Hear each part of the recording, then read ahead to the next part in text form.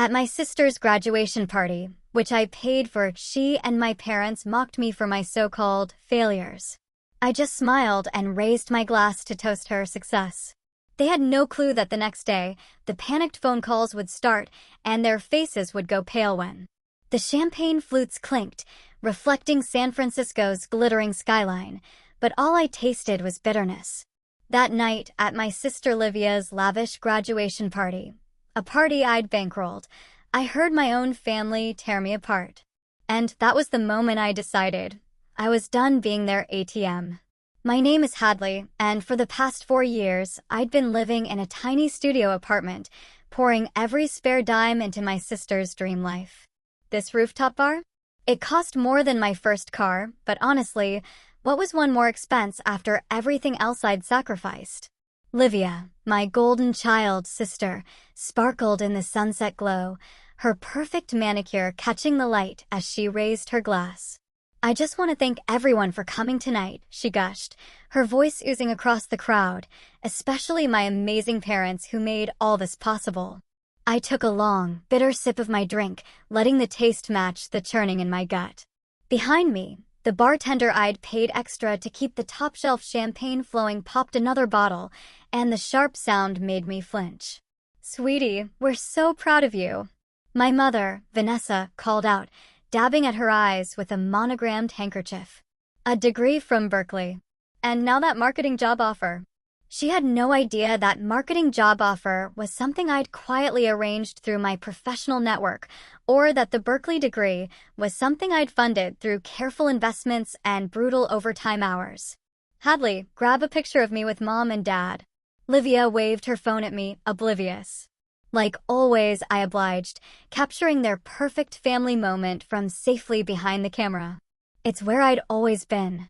I excused myself, needing a moment, and ducked behind a decorative wall, pretending to check on the catering. That's when their voices drifted over, sharp and clear. Poor Hadley, my mother sighed. Still stuck in that accounting job. No husband, no real achievements to speak of. I worry about her. Then came Livia's sharp laugh, a sound that felt like a knife. "She's just jealous, Mom. I mean, look at her. She couldn't even afford a new dress for tonight." My father's dismissive grunt joined in. "Well, at least one daughter made something of herself." I pressed my palm flat against the cool stone wall, anchoring myself. The dress they mocked, the one they thought was cheap, had cost me $300, a small fortune after I'd just paid Livia's final tuition installment. My heart hammered, but a strange calm began to settle over me. "Hadley?" Bridget's voice made me jump. My best friend touched my arm gently, her eyes full of concern. "You okay?" I straightened up, smoothing the fabric of my supposedly cheap dress. "Just peachy," I said, a dangerous edge to my voice. "I heard them," she said quietly. "You don't have to keep doing this." "Actually," I replied, the calm turning to frost, "I think I'm done." I walked back to the party, intercepting a waiter with a tray of fresh champagne. Livia was holding court with her college friends, proudly showing off the designer watch I'd given her as a graduation gift. I clinked my glass, drawing everyone's attention. "Everyone. I'd like to make a toast to my sister." Livia beamed, camera phones rising to capture her glorious moment. "To Livia," I said, my voice clear and steady, "who worked so hard for everything she has." I paused, meeting her eyes, a tiny, almost imperceptible tremor running through my hands. "Who never took anything for granted. Who absolutely deserves every single thing coming to her." Had. Livia bounced over to hug me, her expensive perfume, the one I'd bought her, suddenly suffocating. "That's so sweet." My mother wiped away another tear, my father nodded approvingly, probably just relieved I hadn't made a scene. None of them noticed the barely controlled tremor in my hands, or the way Bridget watched me with knowing, grim satisfaction. None of them saw me slip away to the bathroom, pull out my phone, and send a single text. "It's time. Let's begin." Bridget's reply came instantly, "Are you sure?" I stared at my reflection in the bathroom mirror. The woman looking back wasn't the doormat they'd walked over for years. She wasn't the ATM they'd taken for granted. She wasn't the sad, lonely failure they mocked behind decorative walls. Absolutely sure, I typed back.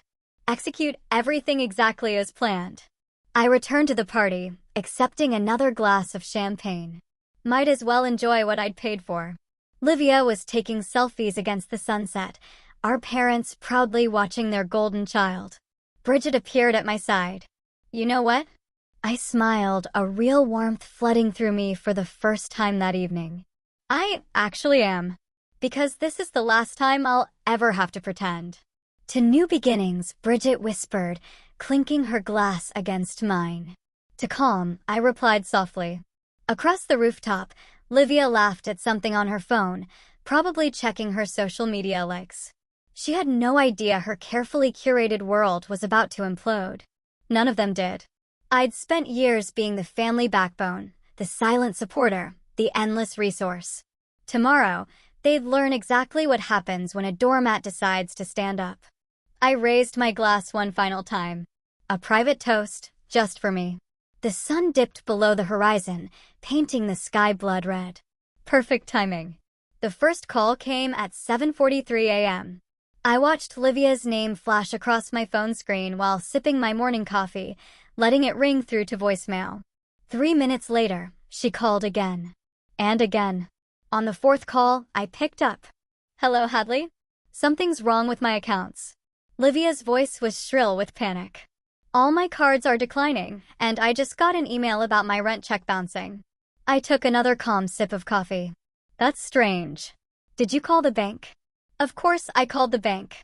They're saying there's no money in any of my accounts. That's impossible. The trust fund payments always go through automatically. I thought back to last month, sitting in Josh's law office, signing the papers that would cleanly, legally, transfer every penny I'd invested under Olivia's name back to my control. Maybe it's just a technical glitch, I offered mildly. I'm sure it'll sort itself out. My tuition balance is showing as unpaid, too. The university is threatening to withhold my diploma. She was crying now. Can you please help? You're good with money stuff. I'll look into it after work, I said, knowing full well there was nothing to look into. My phone buzzed with another call. Aubrey, Livia's boyfriend. I declined it with a smile, remembering the conversation I'd had with him last week. Listen, I'd told him bluntly.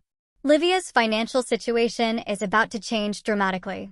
Thought you should know, since you seemed so invested in her lifestyle. He'd understood immediately. The gold digger's instinct for self-preservation, kicking in. My office phone rang. Hadley speaking. Your sister's hysterical, my mother said without preamble. Fix whatever's wrong with her accounts. I'm at work, Mom. I can't just, don't give me excuses. She needs to pay her rent. And what about her new apartment? Deposit? The one in that luxury building. The one I'd never agreed to co-sign for, despite Livia's assumptions. I'll look into it tonight. This is unacceptable. We're family. You need to handle this now. I ended the call, turning to my computer where an email from Ashton waited. The job offer in Geneva looked more tempting by the minute. My phone buzzed again. A text from Bridget. Livia just showed up at my apartment crying. Says Aubrey isn't answering her calls. Shocking, I texted back. Almost like he was only interested in her money. She's asking if she can crash here. What should I say?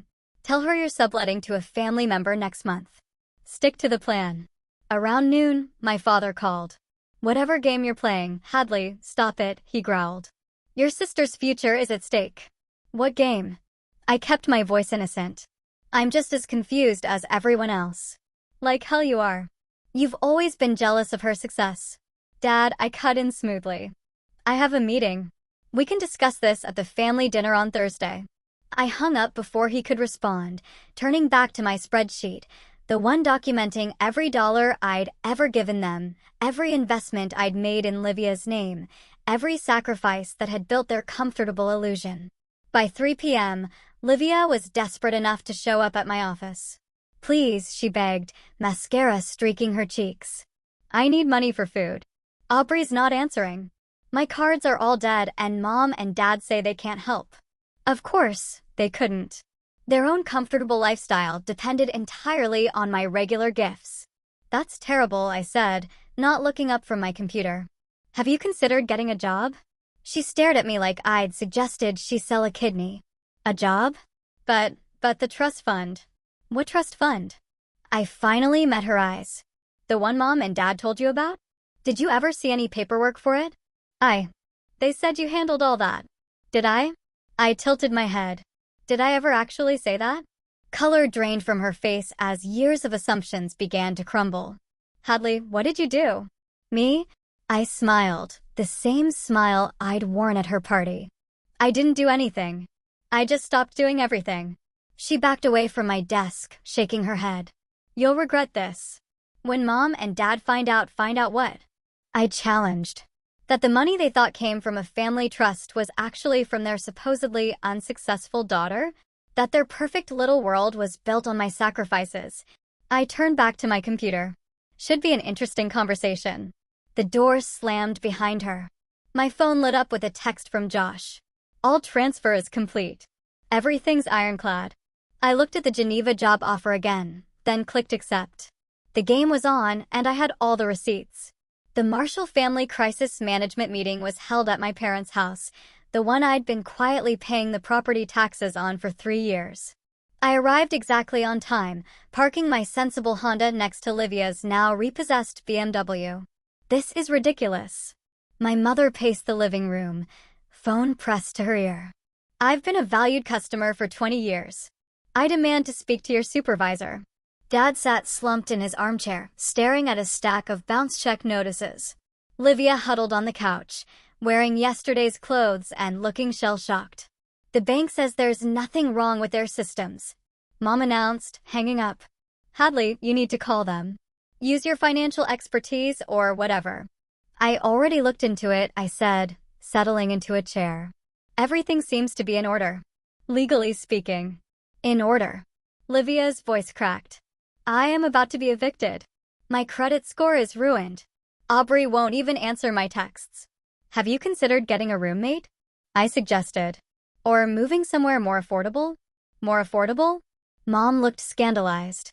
She can't live in some cramped apartment like she caught herself, but I finished for her, like me, in my sad little studio. The one I could afford after paying for her degree. Silence fell, heavy and thick. Dad's head snapped up. What exactly are you implying? He demanded. My phone buzzed. A text from Ashton. Paperwork's ready for Geneva. Need your signature by Friday. I'm not implying anything, I said, tucking my phone away. I'm just suggesting Livia might need to adjust her lifestyle. This is all your fault. Livia suddenly shrieked. You did something to my accounts. You're punishing me because you're jealous. Jealous. I laughed, the sound sharp enough to make them flinch. Of what? Your carefully curated Instagram life? Your fake job credentials? Your gold digger boyfriend who disappeared the moment the money dried up? How dare you? Mom stepped toward me. After everything we've done for you, everything you've done for me? I stood slowly, calmly. Please enlighten me. What exactly have you done for me? We raised you. We supported you. Did you? Or did I support all of you? I pulled out my tablet, opening a folder labeled Family Expenses. Should we go through it year by year, dollar by dollar? Put that away. Dad ordered, but his voice wavered. Make me understand, I continued, my voice steady. Help me see how I'm the ungrateful one when I've been funding this entire family's lifestyle for years. That's not true. Livia jumped up. The trust fund. Show me the trust fund paperwork, I challenged. Show me one document that proves it exists. More silence. More shifting glances. I've called a family meeting for Thursday, I announced, a proper one with full financial disclosure. I suggest you all attend. Or what? Mom's voice was dangerous. Or you can continue trying to access accounts that no longer exist, calling banks that can't help you, and pretending this isn't happening. I headed for the door. Your choice. Wait. Livia called out. What about my rent? What am I supposed to do? I paused at the doorway. You know, I asked myself that same question 4 years ago when I was working 3 jobs to pay your tuition. Funny how no one cared about my housing situation then. My phone buzzed again. Bridget, this time, emergency. Livia is trying to access those backup accounts you mentioned during Y Night 2 years ago. I smiled, remembering those accounts. The empty ones I'd set up as decoys, knowing this day would come. One more thing, I turned back. Don't bother trying to access any other accounts you might remember me mentioning. Those funds have been reallocated. You can't do this to us. Mom cried. We're family. Family? I met each of their eyes in turn. Funny how that word only matters when you need something from me. I walked out, closing the door on their protests. In my car, I pulled up the Geneva job offer again. VP of Investment Strategy, starting in 2 months. A fresh start. An ocean away from their manipulation. My phone rang. Ashton again. Hey, the moving company you asked about can handle international relocations. Want me to set up a consultation? Yes, I said, starting my car. And Ashton, thank you for everything. You're doing the right thing, he said quietly. They needed this wake-up call. I drove home to my small studio, thinking about Thursday's meeting, about the spreadsheets I'd prepared, the documents I'd gathered, the truth I'd finally expose. Let them panic for 2 more days. Let them scramble and scheme and try to access empty accounts. The real shock was yet to come. Livia ambushed me outside my apartment the morning before the family meeting. She looked terrible, unwashed hair, dark circles under her eyes, wearing the same designer clothes from days ago. We need to talk, she said, pushing past me into my studio. Please, come in, I muttered, closing the door. She paced my small living space, taking in the IKEA furniture and bare walls. Is this really how you live? Some of us can't afford West Elm when we're paying someone else's BMW payments. She spun to face me. I know what you're doing. You're trying to punish me because you're bitter about your own failures. I poured myself coffee, not offering her any. Failures? Like my 6-figure investment portfolio? My perfect credit score? My new job offer? VP position in Geneva. I sipped my coffee. Starting salary is triple what I make now. She sank onto my futon. You're leaving. Turns out, when you're not supporting an entire family, you can actually focus on your own career. But you can't leave. Her voice cracked. What about Mom and Dad? What about me? What about you? I set my mug down hard. What about when I needed help? When I worked overtime until I got ulcers? When I lived on ramen to pay your sorority dues? I never asked for that. No, you just took and mocked me behind my back at parties I paid for. Her face went white. You heard that. I hear everything, Livia. I see everything. I've documented everything. Is that what tomorrow's meeting is about? You're going to humiliate us. I'm going to tell the truth for once. She stood, switching tactics. Her voice went soft, pleading. Hadley, please. We can fix this. I'll get a job. I'll pay you back. With what skills? I cut in.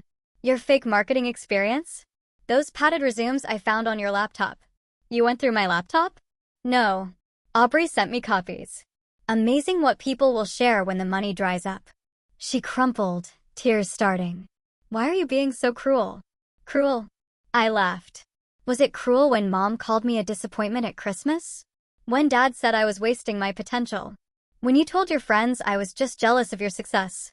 That was different. We were just what? Just destroying my self-worth? Just using me as your personal bank? Just treating me like garbage while I sacrificed everything for you? My phone buzzed. Bridget, your mom's trying to access your old accounts at Pacific Bank. I smiled. Tell me, how's Mom doing with her desperate bank calls? Livia's eyes narrowed. You're enjoying this. Maybe I am. Maybe after years of being your doormat, I finally learned to stand up. By destroying our lives? No. By stopping you from destroying mine. I opened my door. See you tomorrow at the meeting. Don't be late. You won't want to miss the PowerPoint presentation. Wait. She grabbed my arm. What about my student loans? They're going to default. I gently removed her hand. Funny thing about those loans, they never existed. I paid your tuition in cash every semester. She staggered back. That's impossible. The trust fund, say trust fund one more time, I challenged. Keep clinging to that fantasy. My phone buzzed again.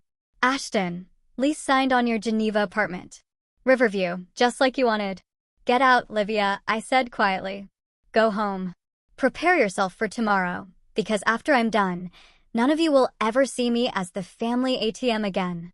She left, mascara streaking her cheeks.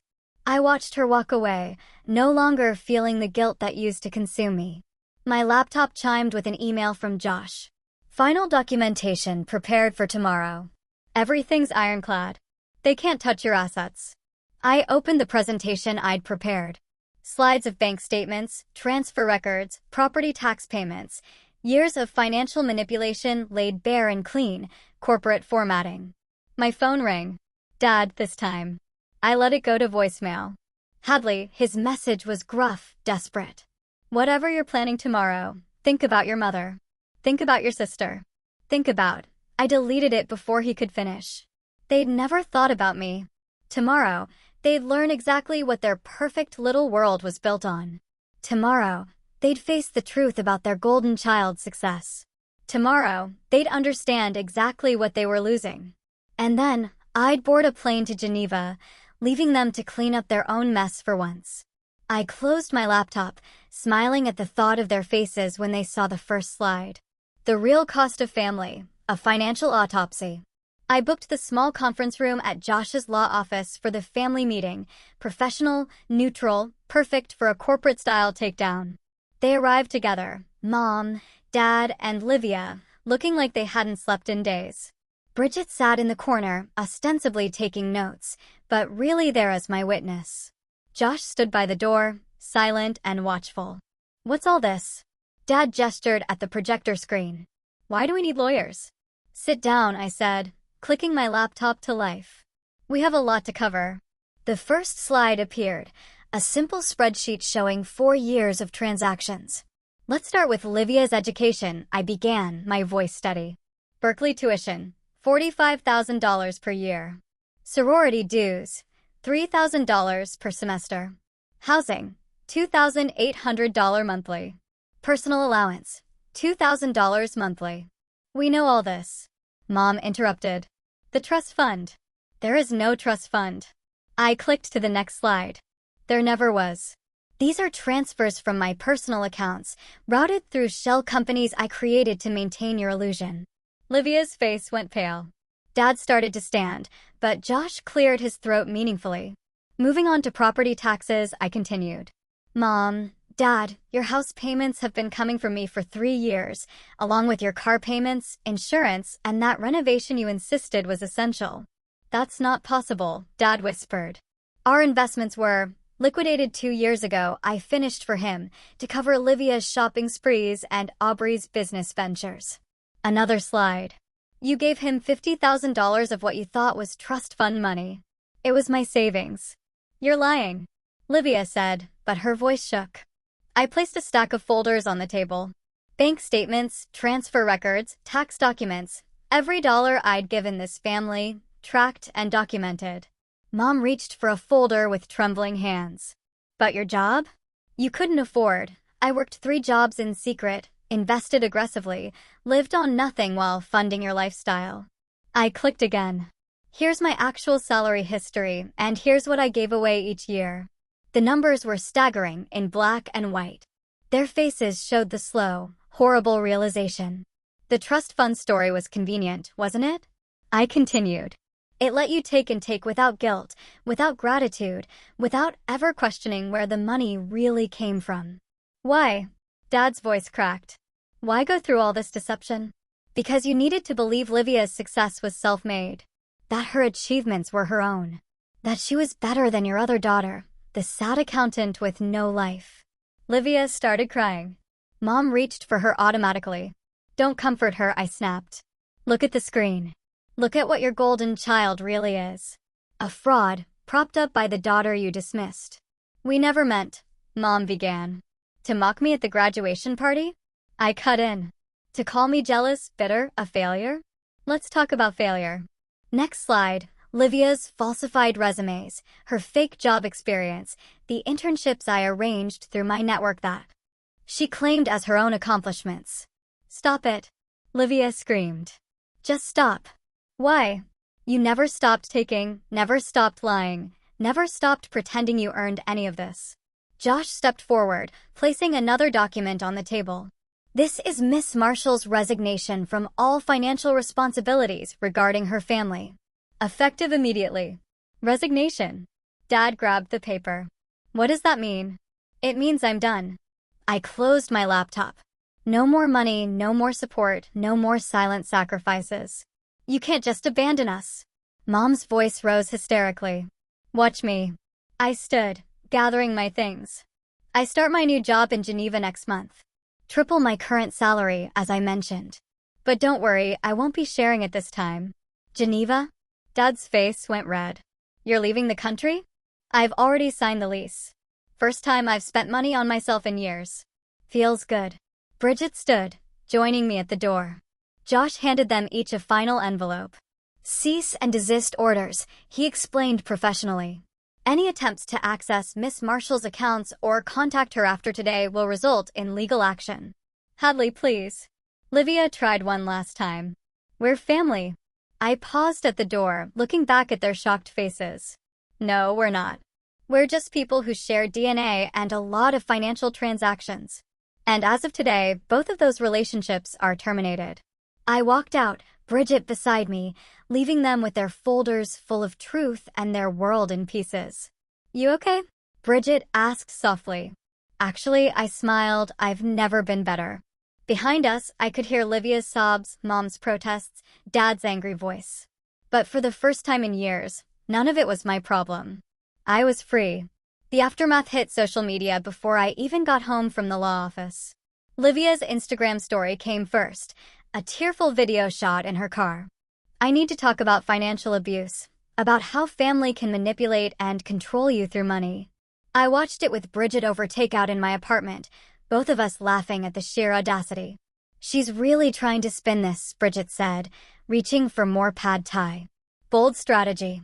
My phone buzzed constantly with messages from flying monkeys, distant relatives, family friends, even old classmates, all demanding explanations.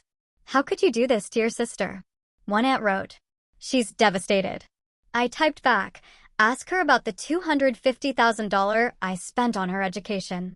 The messages stopped after I started responding with specific dollar amounts. Ashton called around midnight. Your sister's post is going viral in the worst way. Want me to release those bank records we documented? Not yet, I said. Let her dig the hole deeper. By morning, Livia had posted a full YouTube video, complete with dramatic music and carefully curated tears. She painted herself as the victim of a jealous older sister's financial manipulation, carefully omitting any mention of actual numbers or dates. I trusted her to manage my trust fund, she sobbed to the camera. I never knew she was using it to control me. Mom joined the circus next, posting long Facebook rants about ungrateful children and family loyalty, each one carefully crafted to make me look like the villain while preserving their image of upper-middle-class prosperity. Your mother just tried to access your investment account again, Josh texted. Third attempt today. I forwarded the message to Bridget, who was monitoring the social media fallout. They're getting desperate. She replied. Check your email. Aubrey just sent something interesting. I opened my inbox to find a forwarded email chain, screenshots of Livia begging various friends and acquaintances for loans, making wild promises about repayment once she sorted out this trust fund situation. Should we release these? Bridget asked. Not yet. Wait for it. Right on cue, my father called. I let it ring through to voicemail. Hadley, his voice was gruff, with forced control. This social media campaign needs to stop. You're embarrassing the family. If you agree to resume the regular payments, we can forget this whole thing happened. I texted back a screenshot of his bounced country club membership check. The next call was from Livia's university. Apparently, she'd tried to claim her degree was fully paid for by scholarships. I forwarded them 4 years of tuition receipts from my personal account. Your sister just went live on Instagram, Bridget reported. She's calling you a sociopath. I smiled, opening my laptop. Time to end this. I'd prepared a simple blog post weeks ago, anticipating their reaction. Just facts, figures, and bank statements. No emotional manipulation, no dramatic music, just cold, hard financial reality. A response to recent claims, I titled it, then hit publish. Within hours, the tide turned. Livia's followers started questioning her story. People did the math on her lifestyle versus her claimed income. Former classmates remembered her bragging about her family money. "This is better than Netflix," Ashton commented, sending me screenshots of the fallout. Mom called next, her voice shrill with panic. "Take down that post immediately. Do you know what this is doing to our reputation?" "Funny," I replied. "You weren't worried about my reputation when you called me a failure at Livia's party. That was different. We're your parents." "Not anymore. You're just people who owe me a lot of money." I hung up as another email arrived from Aubrey, offering to sell more screenshots of Livia's desperate messages in exchange for cash. "Tell him I'll pass," I wrote to Bridget. "The truth is doing enough damage on its own." My phone buzzed with a text from Josh.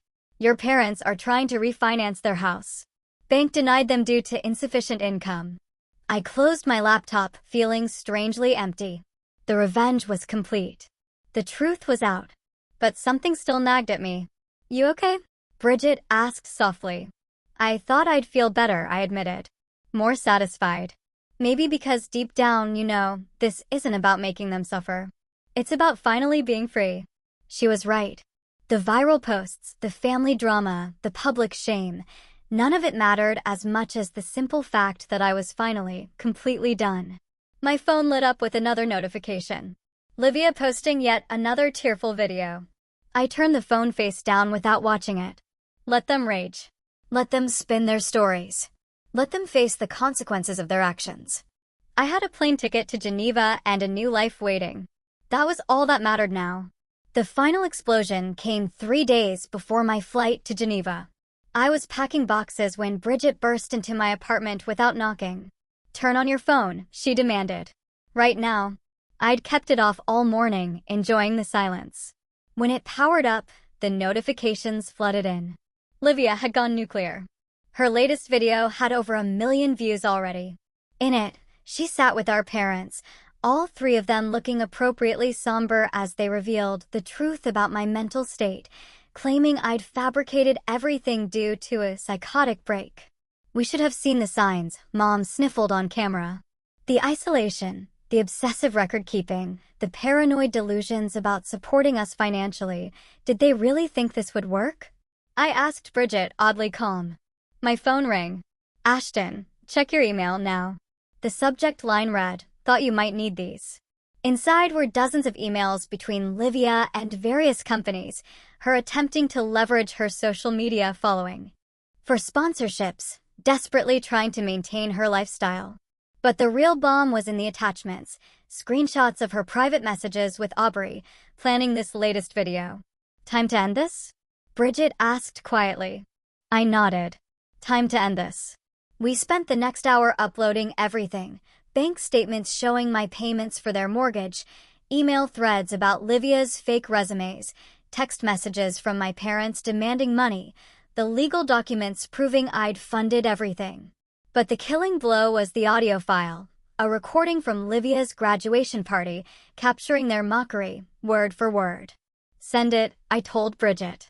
She hit publish on my behalf, then hugged me as I finally broke down. "It's okay," she whispered. "Let it out." Years of suppressed emotion poured out.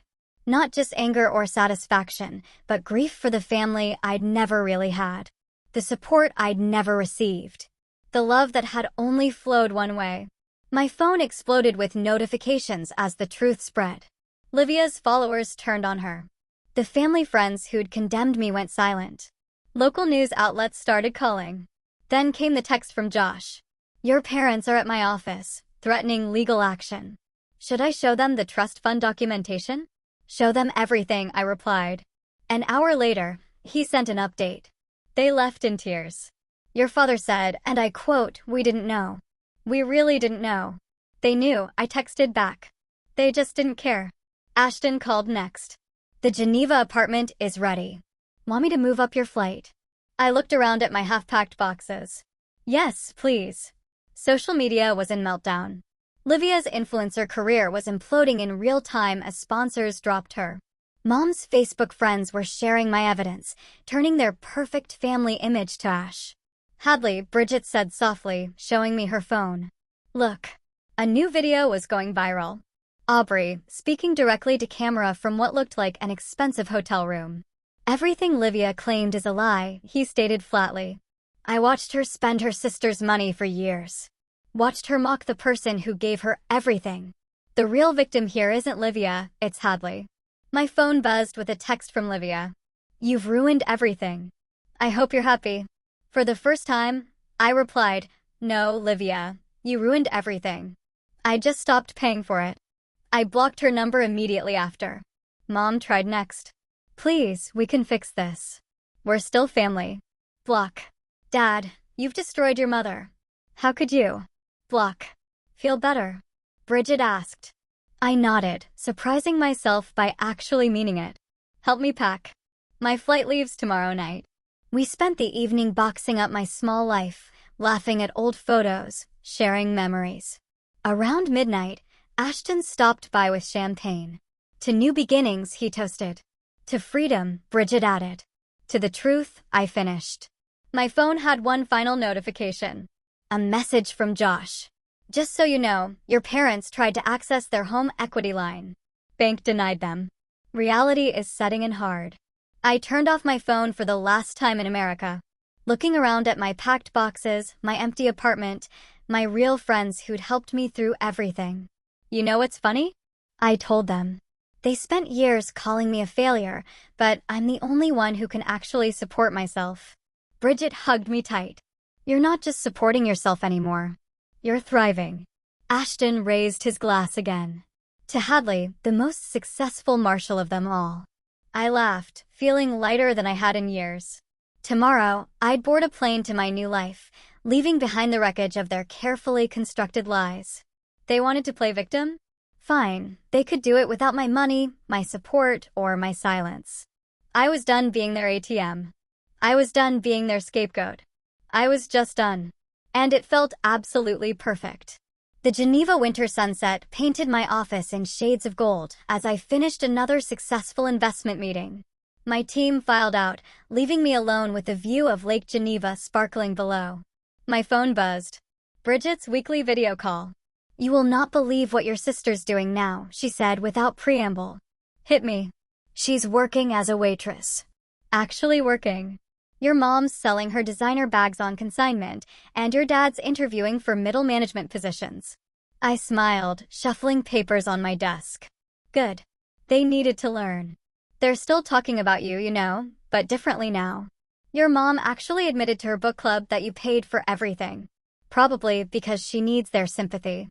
Maybe, but it's progress, right? A knock at my door interrupted us. Ashton, holding a package. Special delivery from the States. Call you back, I told Bridget. The package was heavy, wrapped in brown paper. Inside was a photo album and a letter in Josh's handwriting. Thought you should see this. Your family's house sold at auction last week. They're moving into an apartment. Livia is working 2 jobs. Your mother's starting therapy. Your father stopped drinking. They're learning to live within their means for the first time. I flipped through the album. Newspaper clippings about their financial downfall, screenshots of Livia's much humbled social media presence, photos of the house sale. The last page held a handwritten note from my mother. Hadley, I don't expect forgiveness. I don't deserve it. But I want you to know. I understand now. I see what we did to you, what we took from you. I'm sorry.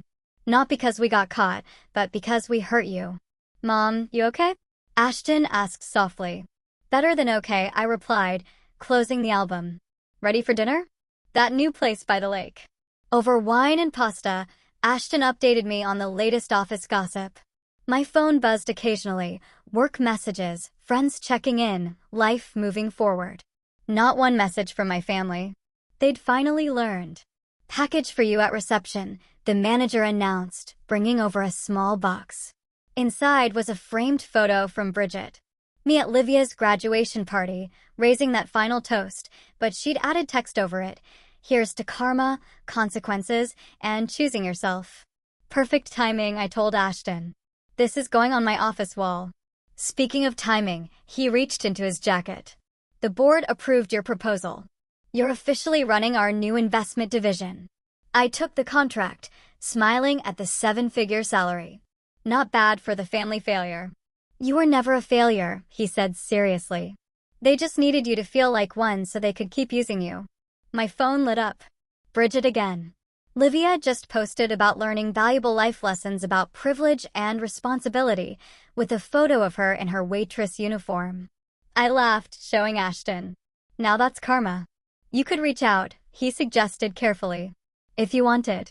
I don't, I said simply. They're learning to stand on their own feet. Finally. The waiter brought dessert, chocolate soufflé with 2 spoons. Through the window, I could see the lights of Geneva reflecting on the lake, my new home sparkling with possibility. You know what the best revenge is? I asked Ashton. What's that? Living well. Building something real. Succeeding on my own terms. He raised his wine glass. To living well. My phone buzzed one last time. Josh sending a final update. Your parents asked me to forward their new address in case you ever want to contact them. Should I? I typed back, no. Some chapters need to stay closed. The soufflé was perfect. The wine excellent. The company exactly what I wanted. No guilt, no obligation, no family drama draining my energy and bank account. Just me, my success, and the life I'd chosen. Ready to go? Ashton asked as we finished. I looked out at Geneva, at my future, at everything I'd built for myself. More than ready. We stepped out into the crisp Swiss night, my heels clicking on ancient cobblestones. Above us, stars sparkled in a clear sky. Ahead of us, the lake reflected 1,000 lights. Behind us, an ocean away, my family was finally learning to live in the world they'd created for themselves, and I was exactly where I needed to be. Not all endings need to be neat and tidy. Not all stories need reconciliation. Sometimes the perfect ending is simply walking away and never looking back. I'd chosen myself, finally, completely, irrevocably, and I'd never felt more free.